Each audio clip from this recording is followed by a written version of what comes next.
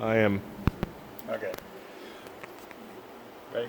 Yeah. When we change the sensor that we are sending to you, the first thing you want to do is disconnect this 36 pin connector that will be located here. This machine doesn't have that pin on it, but you'll know which one it is. It'll be a 36 pin connector. Unhook this. Then you want to lower your feed table down.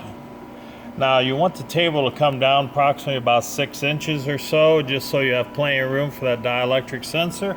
Hit table stop. Then turn the machine power off. With that then you can loosen up this little coupler here that holds the wire on and lift it off. Put it off to the side.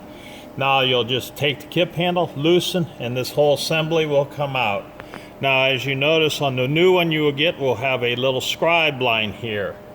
All you have to do is put this back in, up to that scribe line, so that scribe line is flush or even with the top of this aluminum bracket, and then tighten the kip handle. You do not have to tighten that kip handle terribly tight. Then all you have to do is reconnect your wire.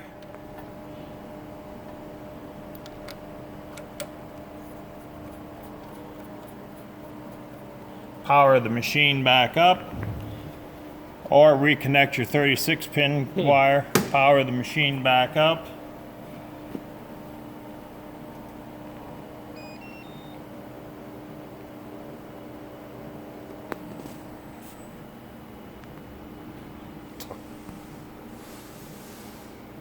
Raise the table into the feed position.